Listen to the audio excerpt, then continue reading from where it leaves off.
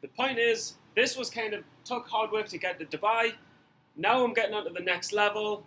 You will crawl and then you will fall over. You'll stand up and you'll fall over. Then you'll walk and you'll fall over again. But we will make it to Jamaica. We will make it to Jamaica. We'll make it to Jamaica. We will not fail. Write Jamaica in the comment section. Woo! Live the dream. Been seeing that shit for years. Different balconies, same message. What does live the dream mean? I mean, for me, it's not working, not having a boss, financial freedom. For me, it's that TikTok shit. I want to live on the edge. I want to do adventures. I want to explore new places and see new things and meet new people. I want to make money from any place in the world. Welcome to Stephen Johnson Stocks 8.5k net month. More importantly, a few things to tell you. Quit work full-time. I hope I never have to work full-time ever again, but we'll see. I'll give myself some part-time work, some freelance, some YouTube stuff. I'm gonna give myself maybe 6 months and then I'll reevaluate if I want, need, should get another job. But I'll be part-time for now. And that's it. The other thing is, a lot of my success has been thanks to seeing a guy called Sam Dagash, quantum and NLP coach. I wanted to pass on the lessons to you, so watch out in the next few days. There'll be an hour sit-down interview. I'll put a preview of that at the end of this. But otherwise, peace, live the dream, learn from the mistakes, learn from the lessons, and I hope that while I've had some recent success, the ultimate success will be paying my learnings forward to you in the hope that you get profitable as well. I already know a couple of kids. I know Alex, who is in my live stream every day. He bought the DVD gate off me like a year ago and he turned 8k last month. So I'm so happy that I can help teach some people and thank you for the opportunity. Okay, what's up? Guys, let's hopefully get this in one take. This is the month of July. I'll turn the face camera off. I just wanted to say hello so you can see me and what I'm doing. But basically, July, 8.5k net profit after the borrow costs and fees, which are 1,300. It closes around 7.2k. Not too many losing days. I really kept discipline tight the first 3 weeks. 3.5 weeks. I slipped in the final 2 with a 1,900 loss, which we'll talk about, and there's an error in that, and then a 3.8k loss, which again we'll talk about. Arguably, some will say it was revenge trading on July 30th, and as Papa John said, swinging for the fences. We'll go into the discussion and debate about that, and you can form your own opinion. We'll go full screen so we can see a little bit more, but ultimately, I mean, it's nice to recap on an overarching bigger picture in terms of profits and the curve and the way things are shaping up. Yeah, I mean, pretty solid. We can see I had the nice little pop up. I was like, oh, I'm profitable in July 2018. I've got it. And then I had to learn more pain, more hard lessons. But we seem to be on a good track now. This isn't updated. Should be around 35k, so all going well. I should cross the 40k mark at some point in August, and then onto 50 around September. So closing the year, anything above 50k is a really, really, really solid year. From down 10 grand to up plus 50, it sets me up nice for 2021. In terms of the recent trading, in April, we had a really, really good discipline in April, extremely good trading in May. I think the market was quite short. Things got shaky and went crazy. From June 1st, the market just went really bullish with really heavy volume. And I had to adjust. And I think in July, like taking 1, 2, 3, 4, 5 big losses. And I had my first red week in a while. First red week in about 13 weeks. So, but since then, I've gone on to have like 1, 2, 3, 4, 5, 6, 7, 8, and like 9 green weeks in a row. Every week's pretty much green again. So back to normal trend, adjusted to the market, changed the strategy a little bit. And that's what it's about, adapting to the market. And had really solid, except if I hadn't had this 3.8K loss, I probably wouldn't have had as much of a green day 3.1. But yeah, I would have closed probably around 9K, something like that. But let's go trade by trade. I don't think there's much more to say about this. We'll address this day, we'll address this day, and we'll address this day. But I'm going to take you through the trades that were above and below 1,000 for whatever reason.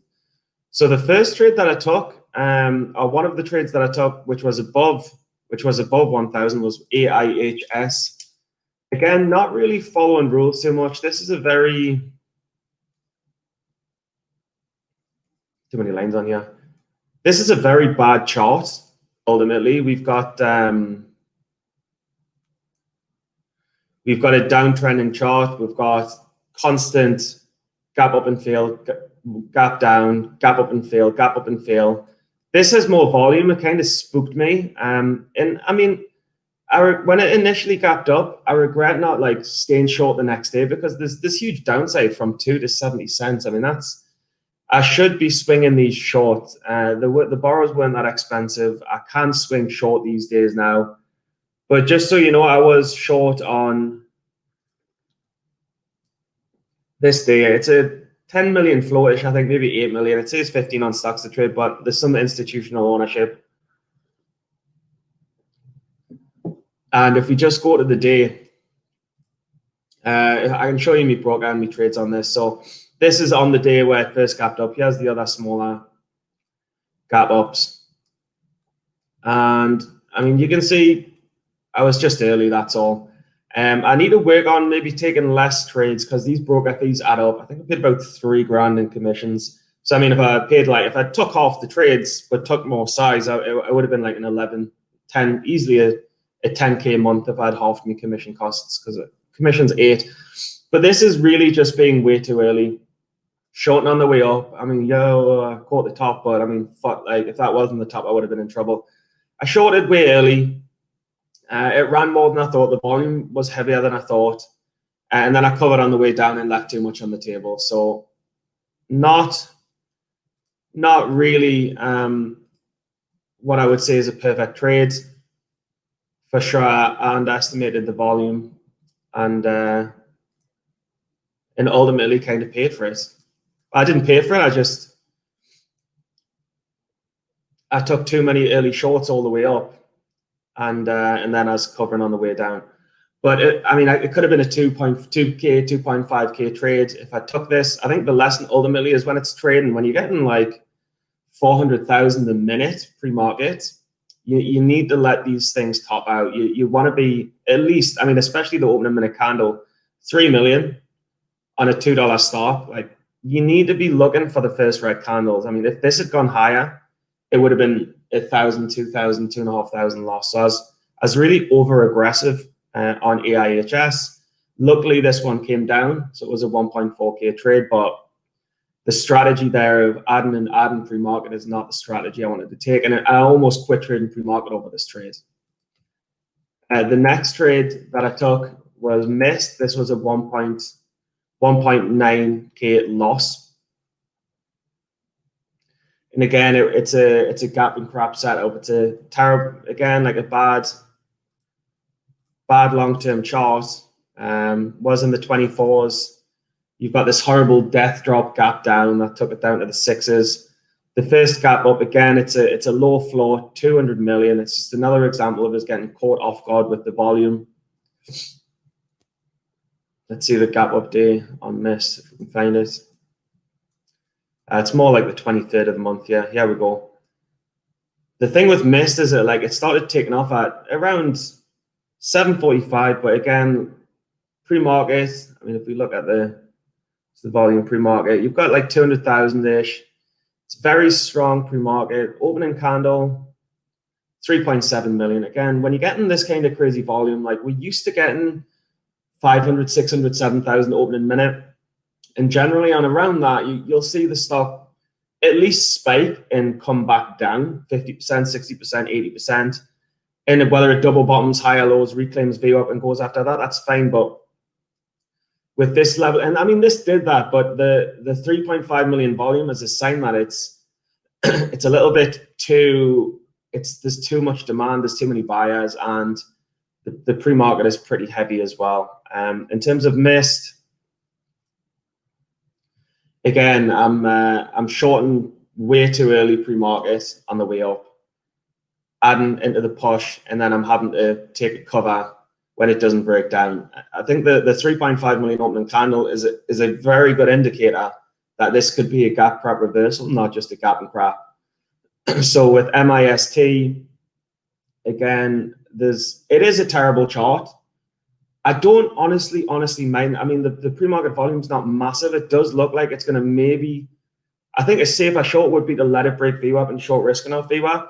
I don't totally mind these two little entries. Like these little entries here, when you've got this, these two entries here, when you've got this higher day and it's like sitting on VWAP and not bouncing too hard off it, I don't hate the entry. I'm not against it. You've just got to cut it when it breaks higher day. Cutting it and then making these two entries after that, that's a mistake. And then adding into the opening minute is also a mistake. Like if you've shorted and you've had to cut your losses pre-market a couple of times, you need to at least wait for the volume, wait for the opening minute, see how strong it is, see what the second candle and the second minute does. And I think 3.2 million opening minute, I'd probably be leaving this for 5 minutes. And yeah, you miss your nice entry. I mean, look, if you really want to take a third and cut it higher. But I think you want to be leaving this for 5 minutes and honestly, maybe shorten it in the 830s when it looks to be topping here and stopping out in the 845s. Again, I wouldn't mind that, but it is making those higher lows, but you might miss the move at the same time. So I'm not against taking a starter here and cutting high day, or even taking a starter in the 830s and then cutting high day. As long as you're taking a third size, I mean, say you want to take a $5,000 position, ultimately you take 1,500 at 820. $1,500 at 820. It goes to 845. So you take about a 3% loss on 1,500, which is what, like 40, 50 bucks. You take a starter here and you cut your winner, 40, 50 bucks. But what I did is I just was early and then I got frustrated here.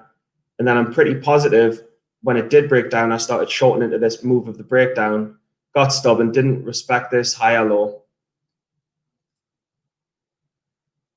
So you've got a bottom here, higher low, higher low. You've got this nice kind of, oops, sorry, I've got vertical lines.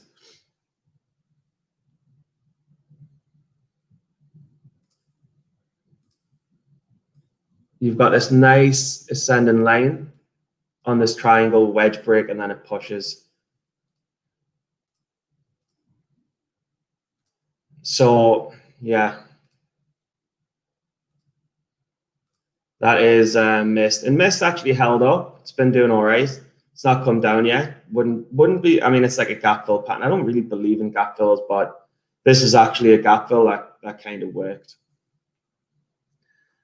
ENT was the next trade. That was a 1.8K a day, 1,800 profit on ENT. And it's again, I mean, look, all my main profits are gap and crap. So I just played one pattern over and over and over. So ENT, look, I'm just playing the terrible charts. They're a bit more tricky to gap and craps because of these big volumes. Like previously you'd definitely have like, say you'd say have a massive candle here and say the volume would be like 120 million, then normally you'd be trading the smaller candles with less volume, and that's like your perfect gap and crap setup. This month with all the new volume kind of resets all the charts, so you've just got to kind of judge the volume and guess where it's going to fail. It's way harder. But with ENT, we had this short on this day. Big volume, very low float. Again, a difficult one to trade. It's got this kind of rapid jump at 8:30, which I don't like. I prefer the move to be the day before. The news comes out the day before. The news comes out at 6. It's like poker. I want to play my hand in poker when I've got the button. So I've got position to see what happens. But before I trade, and I've got more information. With ENT, you're not sure what it's going to do or where it's going to react. I mean, you've got this higher day, which it's on the cusp of breaking.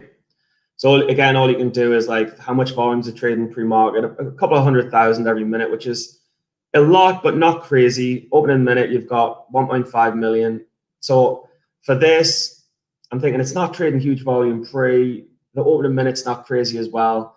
I'd be tempted to look for maybe something in here, yeah, around the sevens.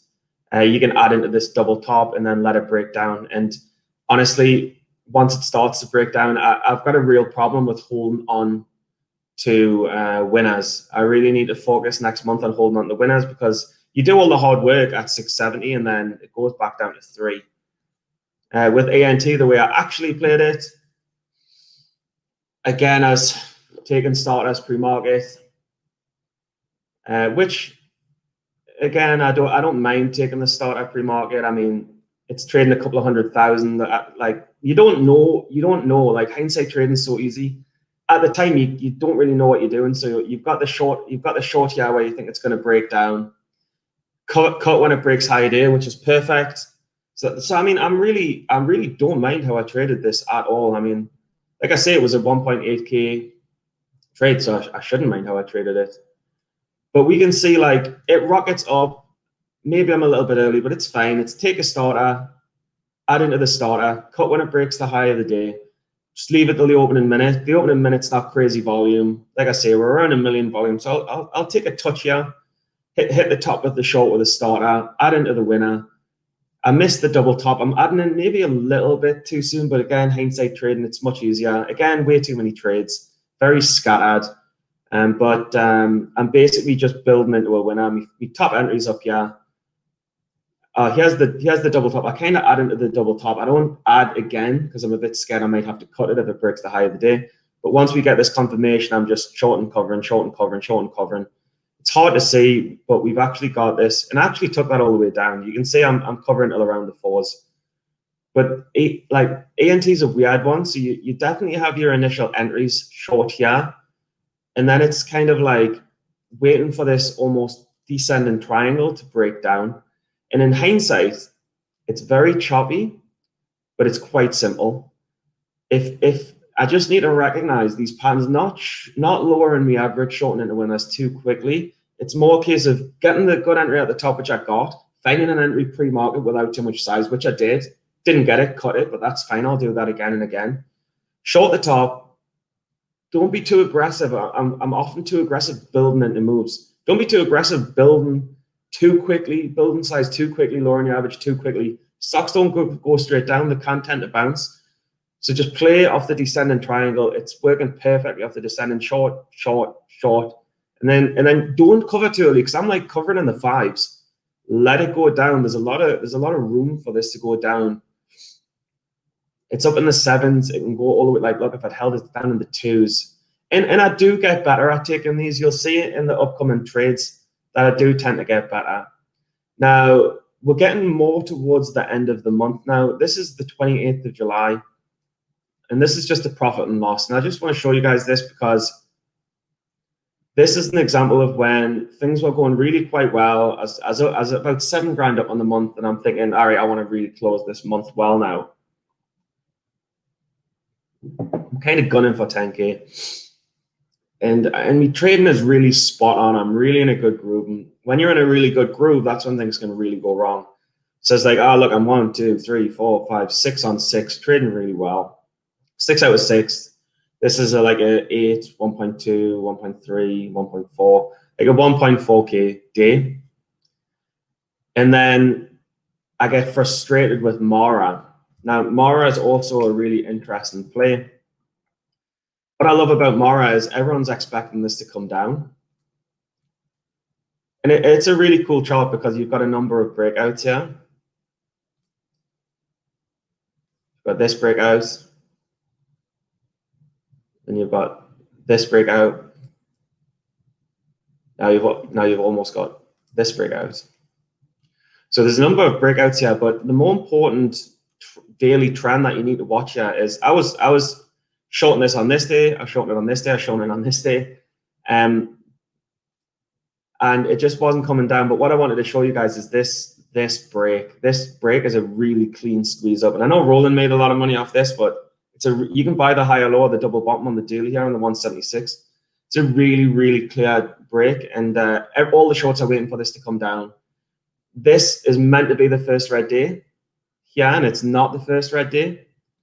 So when this is not the first red day, and you get this hammer candle, so there's support underneath, and then it kind of gaps up when it should be gapping down. You've got the trend break. It's the perfect long. I missed this, and I was disappointed about it.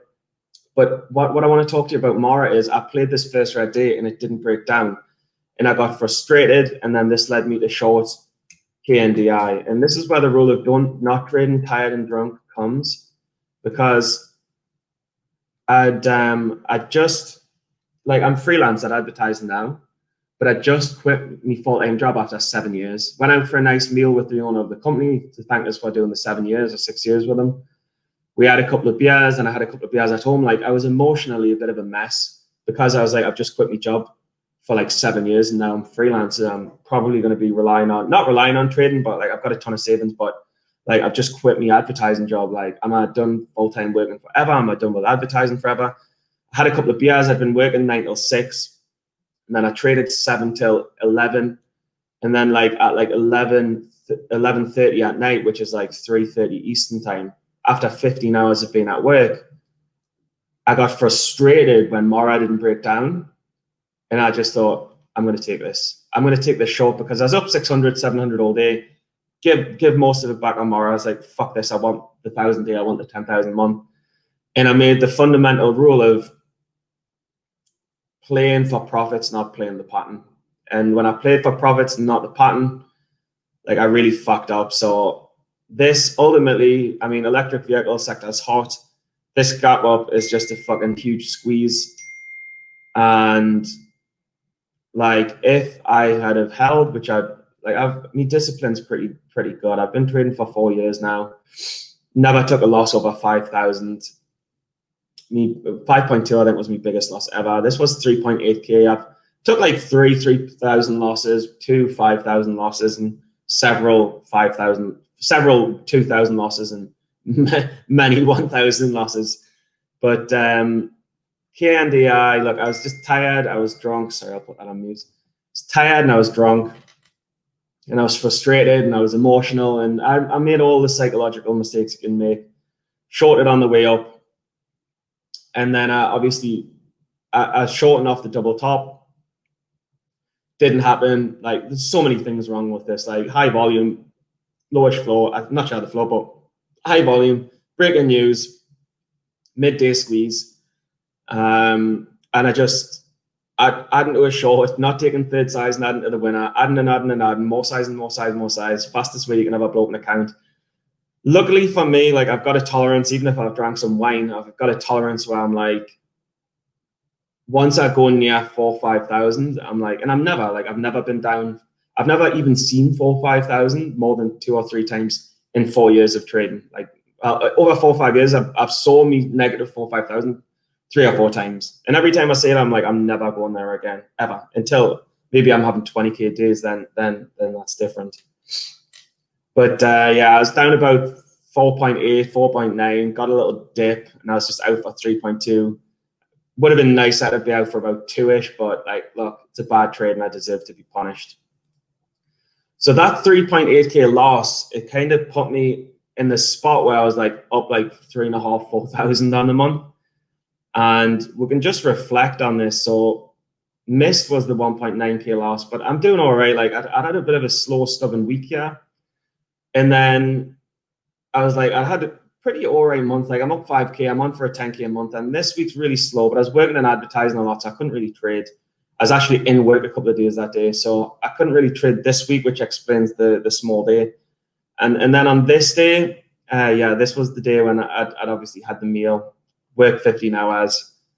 And then the next day, I'm like, I chatted with my dad, and my dad, I was like, Dad, should I just take the next 2 days off or what? My dad was like, nah, you can do it. You've got 2 days left of the month. Just close the month the best you can and get your head sorted and focused, and don't drink, and you should get it back. Obviously, don't revenge trade or be stupid, but just close the month well and get back what you can, because you're a good trader, and you know you're a good trader, and you know you can make money. And God bless him, like, good advice. I mean, the patterns came. I was so lucky to get the next day to get me favorite pattern. Like, huge was just a fucking gift. I mean, look, what the last time it gapped up to the 14s, it came down to the fucking ones. There's not many worse charts than this. And then again, like, so obviously on this day, this is the day I played it. It's got more volume. It's a lowish float, so it's a case of like trying to find the top, and it's not easy to find the top. So it comes all the way up. So I'm basically just waiting for like a kind of a trend break or a sign that it's going to be over. I'm going in small size to try and find the top. But I mean, you've got a clear trend break here, where then you just take the backside, and if it reclaims the trend, or if it makes new highs, or if it consolidates, then you think about getting out. But I mean, look, it's a fucking terrible. Obviously, it's a terrible company, because it's had its nice little run to the 180s. There's probably loads of reverse splits in this, but then this is a death sign. I mean, it's a sign of almost borderline a scam. So with Huge, it was very simple. It was just a case of trying to find the top, and you guys can decide whether it's reckless or if it's a good trade, because this is made about 1.6 on this or something like that, but had me first short, bit eager, bit over enthusiastic, covered because I'm wrong. And then I short again when it looks like we've got some tops here and the trend's going to break, and then the rest is just, then it's all of these shorts are build and size with profit, using the house as money, taking a little bit off around VWAP just in case we do get that bounce. But when you get confirmation, it's too heavy to even bounce. There's just more shorts and covers, shorts and covers, shorts and covers, shorts and covers. And in my opinion, I mean, look, it's difficult to trade this, and in hindsight, it looks easier, and for sure, it's scary when it's gone up that much. You're not sure when it's going to bounce, if it's going to bounce. But in retrospect, I mean, I short in the 11s. The covers were in the 5s. Final covers were pretty much in the 5s. So I took like 50, 55% on this. So, I mean, to take 1.6K profit on a 55% gain, then it's like, obviously I'm not shorting massive size. Like, I know Papa Jam was saying, oh, well, you're swinging for the fences. Well, I mean, you need to think, like, if I took, I mean, I'm in and out, but if I took 50% and I made 1.6K, that means me overall position is $3,000 to $4,000. So it's my average trade size. So I did size up a bit more, but not loads more. But it was just more, look, I found a trade and I took 50% on it. So, I mean, I don't normally take such scary trades on the way up. I'm a bit scared of shorting pre-market this early. So I did take a bit more risk in that perspective. But, I mean, when you take the chart into account, yeah, again, it's more volume. You could have expected it to go higher. There's an element of luck that I caught the top. But then I missed the top on my first try. So there's an element of luck. I caught the top on the second try. Could have been 3 or 4 or 5 tries, and then maybe I would have made 1,000 or 800, not 1.8K. So is it intuition? Is it skill? Is it tape reading? Is it luck? Probably a bit of everything. But that was only 1.6K, and I made 3+ on that day. In fact, this day is my best day of all time. 3.1K in one day is my best day of all time. But I had some of the greatest setups of all time as well. And Huge, I took first. I can't remember if I took Huge first or SBPH first, but the other 1.5, 1.6, 1.7 trade that I took was SBPH. And it's the same, terrible chart, death drop here. We had this little run, and then it gives some back, and then it's kind of gapped up. So I'm like, what's this stock going to do? It's kind of gapped up, but it's a terrible company. How will we trade this? I'll just see where we're on, make sure we're at the right place. This looks like it must be this, yeah. So we had this little run up, and again, I don't really know how, it's like it's broke the previous high, so I'm not sure what to do here. But I'll just show you the actual trade. So with this one, it wasn't as clear a gap and crap. So I did trade it a bit safer because it's not a gap and crap this one so much, is it? It's more like it popped up, then it came down, then it gapped up. I mean, is it going to squeeze shorts? What's going to happen? So I waited a bit more for confirmation on this one. When it rejected VWAP, you see this ever so slight bounce on VWAP. When it rejected VWAP, again, take a short, build into a winner, take some profits here and there, short the pops, cover the drops, short the rips, cover the dips. There's a few different ways to say that. And again, look, I just left way too much on the table with this. The initial entry was in the 4s. It went to the 2s. Like I really left 50% on the table with this one as well. So again, good trade, but it could have been a 2,000 or 3,000 trade. It could have been a 4,000 or 5,000 day. I really need to have more patience and convictions, and there were real lessons on that. And other than that, that pretty much closes out the 3.1K day. Then I had a 1,500 day to close the month. And that's it. So like 1, 2, 3, 4, 5 red days. Compared to 1, 2, 3, 4, 5, 6, 7, 8, 9, 10, 11, 12, 13, 14, 15, 17 green days, 5 red days, winning about 70% of the time. That's a wrap. If you made it to the end, please comment health is wealth, because over this next month where I have more free time, I'll be spending more time in the gym, more exercise, more healthy eating, less drinking, and I will leave, and more meditation. And on that subject, I will leave you with a clip of the Sam Dagash interview. We will not fail. Live the dream. I'm too scared to hit the trigger to make a trade. What can I do to pull the trigger? You can answer, but my answer is, if you're scared to pull the trigger, it's probably because your body's telling you that you shouldn't, because you're not confident enough in the setup and you haven't seen it enough times to believe that you are making the right decision. When you've missed enough trades and you see it go or long and short, when you've missed enough opportunities, you're going to get so annoyed with yourself that you're going to think, I now have the confidence, I've seen enough of these work that I've missed on, I'm going to pull the trigger. You'll be sick of it. And I think that's your body protecting yourself.